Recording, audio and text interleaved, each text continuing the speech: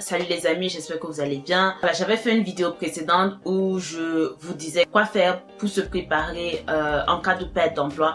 Bon, aujourd'hui la vidéo c'est pour vous dire que faire quand ça arrive, quand vous perdez votre emploi. Mais avant de rentrer dans le vif du sujet, j'aimerais parler d'une levée de fonds qui se fait actuellement. J'ai été contactée par une demoiselle du nom de Lamia. Elle m'a dit voilà, elle et d'autres personnes sont en train de faire une levée de fonds pour venir en aide aux familles qui ont perdu leur emploi au Maroc.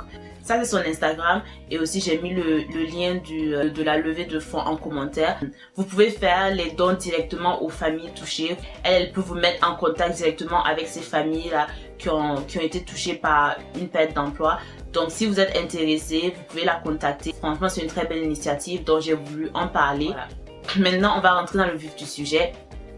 Vous avez perdu votre emploi, surtout en ce moment avec la pandémie, avec le coronavirus, malheureusement, il y a beaucoup de gens qui ont perdu leur emploi. C'est quoi que vous devez faire? Donc, vous devez savoir que vous avez plusieurs options ici de sources de revenus. Déjà, la première chose que vous devez faire, vous devez appliquer pour l'assurance emploi. Ou si vous voulez l'assurance chômage, mais ils appellent ça assurance emploi au Canada. Donc, il y a des critères à remplir. Je vous ai mis le lien pour aller savoir comment appliquer, c'est quoi les critères qu'il faut remplir pour avoir droit aux allocations chômage ici au Canada.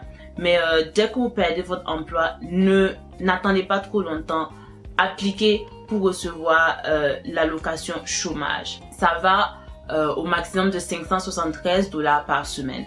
Ça c'est le maximum que vous pouvez toucher par semaine et ça aide beaucoup. L'autre chose, quand vous perdez votre emploi, c'est savoir c'est quoi les indemnités de licenciement à votre emploi, à votre compagnie. Essayez de voir aussi si vous avez besoin de plus de revenus. Essayez de voir aussi si vous pouvez pas emprunter de votre assurance vie permanente. Si vous avez une assurance vie permanente, il y a une option pour pouvoir emprunter de l'argent de votre assurance vie. Donc c'est important d'appeler votre assurance vie pour savoir c'est quoi vos options en fait pour pouvoir emprunter de l'argent ici. Et aussi, et bien évidemment, c'est important d'avoir des économies. Je l'avais mentionné dans ma vidéo précédente.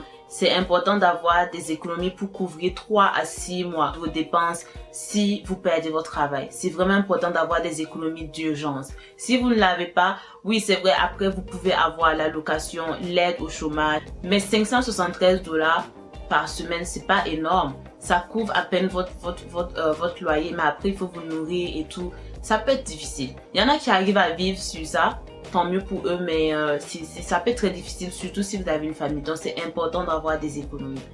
Alors, avant de quitter votre employeur, c'est important de demander une lettre de référence. Et aussi, prenez la peine quand même de discuter pour que vous ayez la même version. Au cas où vous allez, quand vous appliquez quelque part d'autre et qu'ils appellent votre employeur parce qu'ils vont le faire. Ils vont appeler votre employeur pour savoir avoir un peu des renseignements sur votre performance, voilà, quel genre d'employé vous étiez.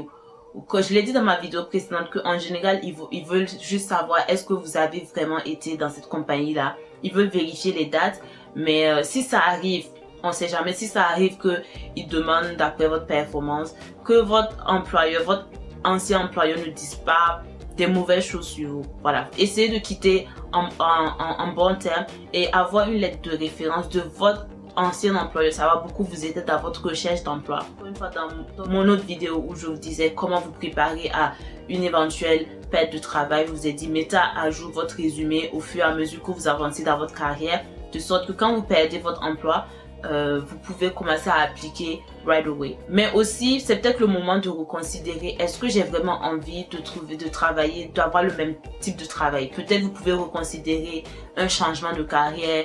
Bon, ça dépend, si vous pouvez vous le permettre, vous avez les économies, vous pouvez prendre une pause, faites-le. Faites-le et recommencez à appliquer à tête reposée. Maintenant, si vous ne pouvez pas vous permettre de prendre une pause, c'est là, il faut vraiment commencer à appliquer, reprendre contact avec vos connexions, genre la famille, les amis, les gens sur LinkedIn avec qui vous avez connecté. C'est le moment de vraiment être actif dans votre réseau et faire comprendre à tout le monde que voilà, vous êtes à la recherche d'un emploi et voilà, vous êtes ouvert à toute opportunité dans votre domaine. Donc en gros c'est ça, mais je dirais que la chose primordiale quand vous perdez votre travail, c'est vraiment appliquer pour l'assurance emploi. Vraiment, c'est la première chose que vous devez faire en fait. quand vous perdez votre emploi et essayez de voir ça va être quoi vos sources de revenus. Et au cas où les sources de revenus vont pas suffire, essayez de couper les dépenses au maximum. Tout ce dont vous n'avez pas besoin, il faut les couper au maximum. Et essayez de trouver un travail rapidement. Même si c'est pas un travail dans votre domaine, que ce soit un travail temporaire qui va au moins vous permettre de pouvoir payer vos factures, de pouvoir payer votre loyer, d'avoir un toit, un endroit où dormir pour ne pas dormir à la rue. Et après ça, vous pouvez quand même continuer à explorer c'est quoi les opportunités dans votre domaine. Donc en gros c'est pas mal ça. On se donne rendez-vous pour ma prochaine vidéo. Et n'oubliez pas, si vous avez aimé celle-là, n'hésitez pas à pousser un like, à vous abonner à ma chaîne. Et on se dit à la prochaine pour ma prochaine vidéo. Allez, salut, portez-vous bien.